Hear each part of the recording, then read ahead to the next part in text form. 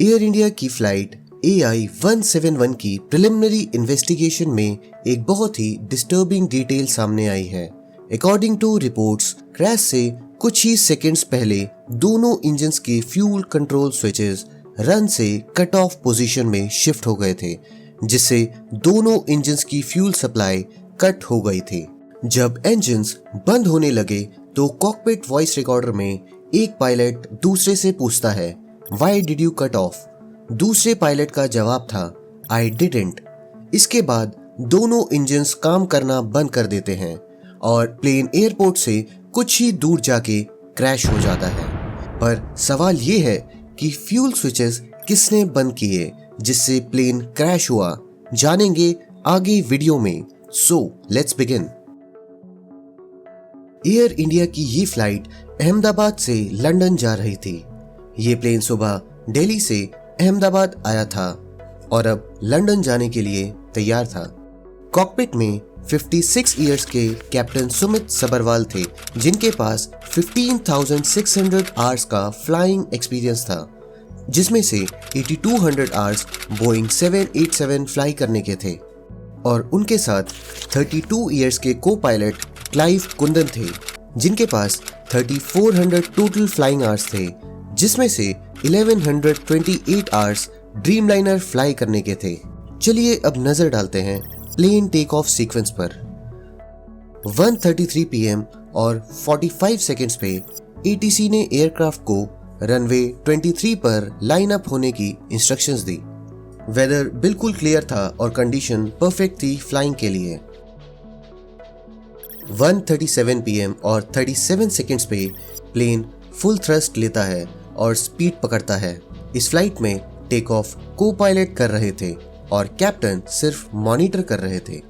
1:38 PM और 33 seconds पे V1 speed achieve हो जाती है, जो 153 नॉट्स है, जिसके बाद चाह के भी टेक ऑफ अबॉर्ट नहीं किया जा सकता। और उसके 2 सेकंड बाद VR स्पीड भी क्रॉस हो जाती है, जो 155 नॉट्स है। इस स्पीड पे प्लेन को रोटेट किया जाता है टेक ऑफ के लिए। 1:38 PM और 39 सेकंड्स पे प्लेन लिफ्ट ऑफ करता है और फिर अप्रॉक्सीमेटली 625 फीट का ऑल्टीट्यूड अचीव कर लेता है। लिफ्ट ऑफ के 3 सेकंड्स के बाद प्लेन 180 नॉट्स की स्पीड अचीव कर लेता है, यानी इंजन अभी भी फुल थ्रस्ट दे रहा था। लेकिन फिर सिर्फ 1 सेकंड के गैप में इंजन 1 और इंजन 2 के फ्यूल कंट्रोल स्विचेस रन से कट ऑफ में स्विच हो जाते हैं। इंजन्स की फ्यूल सप्लाई कट हो जाती है, N1 और N2 वैल्यूज गिरने लगती हैं और थ्रस्ट खत्म हो जाता है। और तभी कॉकपिट वॉइस रिकॉर्डर में एक पायलट दूसरे से पूछता है, Why did you cut off? दूसरा पायलट जवाब देता है, I didn't। अभी तक ये क्लियर नहीं हुआ कि ये कॉन्वर्सेशन किसने की। अगर आप कॉकपिट वॉइस रिकॉर्डर और फ्लाइट डेटा रिकॉर्डर के बारे में डिटेल में जानना चाहते हैं तो चैनल पे ब्लैक बॉक्स की वीडियो जरूर देखें। ब्लैक बॉक्स एक ऐसा डिवाइस है जो प्लेन क्रैश के रीजंस को समझने में मदद करता है। इंजन्स बंद होते ही एयरक्राफ्ट का emergency RAM air turbine deploy हो जाता है। ये एक छोटा सा विंड पावर डिवाइस होता है जो इमरजेंसी पावर और कंट्रोल देता है, लेकिन ये सिर्फ बेसिक सिस्टम्स चला सकता है, पर ये इंजन को दोबारा स्टार्ट नहीं कर सकता। इंजन्स शटडाउन होने के 5 से 10 सेकंड के बाद पायलट्स ने फ्यूल कंट्रोल स्विचेस फिर से रन पोजीशन पर डाले और पावर वापस लाने की कोशिश की। ऐसा करने से इंजन 1 में थोड़ी सी एक्टिविटी दिखाई दी, लेकिन इंजन 2 बिल्कुल डेड हो गया था। प्लेन अभी भी रैपिडली नीचे गिर रहा था। डिस्पाइट पायलट्स के फुल एफर्ट के प्लेन कुछ ही सेकंड्स में क्रैश हो गया। 1:39 PM और 5 सेकंड्स पे ATC ने कॉकपिट से मेडे कॉल रिकॉर्ड की। जब रिस्पांस मांगा गया तो एयरक्राफ्ट से कोई जवाब नहीं आया। प्लेन एयरपोर्ट के पास एक डेंसली पॉपुलेटेड एरिया में BJ मेडिकल कॉलेज की हॉस्टल बिल्डिंग से टकरा जाता है।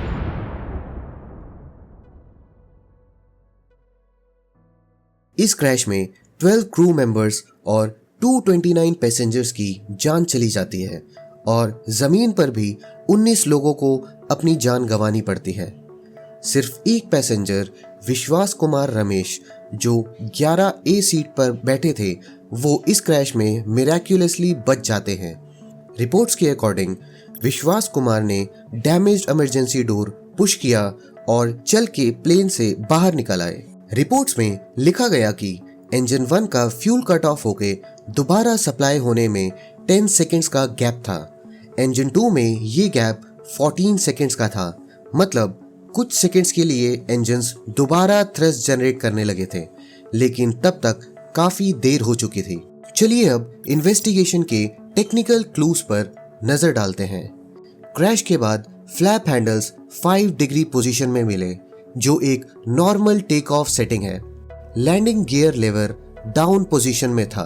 थ्रस्ट लेवर्स भी फॉरवर्ड पोजीशन में थे, यानी क्रैश होने से पहले थ्रस्ट दोबारा एक्टिवेट किया गया था। और most importantly fuel switches crash के वक्त रन पोजीशन में थे, मतलब पायलट्स ने उन्हें दोबारा ऑन कर दिया था। फ्यूल स्विच का डिजाइन ऐसा होता है कि बिना मैनुअली ऑपरेट किए वो एक्टिवेट नहीं होते। इन फ्यूल स्विचेस में एक लॉकिंग मैकेनिज्म होता है। इसे रन से कट ऑफ पे लाने के लिए इसे पहले ऊपर पुल करके और फिर नीचे पुश करना होता है, तब जाके फ्यूल कट ऑफ होता है। इसलिए एक्सीडेंटली दोनों स्विचेस का ऑफ होना 1 सेकेंड के गैप में ऑलमोस्ट इम्पॉसिबल लगता है। 2018 में FAA ने एक special air worthiness bulletin issue किया था, जिसमें बताया गया था कि फ्यूल कंट्रोल स्विचेस का लॉकिंग मैकेनिज्म डिसएंगेज्ड हो सकता है। ये वार्निंग बोइंग 737 एयरक्राफ्ट्स के लिए थी, लेकिन AI-171 में भी जो स्विचेस लगे थे उसका मॉडल नंबर भी सेम था। ये बुलेटिन मैंडेटरी नहीं था, इसलिए एयर इंडिया ने इसकी इंस्पेक्शन को स्किप कर दिया। अगर मैल फंक्शन हुआ भी हो तो क्या दोनों स्विचेस एक के बाद एक 1 सेकेंड के गैप में ऑटोमेटिकली ऑफ हो सकते हैं? ये सवाल आज भी है, जिसका जवाब अभी तक क्लियर नहीं है। इस प्लेन क्रैश का इन्वेस्टिगेशन अभी भी चल रहा है, तो हम इसकी अपडेट लेके जल्द लौटेंगे। आपको अगर ये वीडियो अच्छा लगा तो लाइक और सब्सक्राइब करें और बेल आइकन जरूर दबाएं। हम ऐसी ही 3D एनिमेटेड वीडियोस आगे भी लाते रहेंगे। Thank you.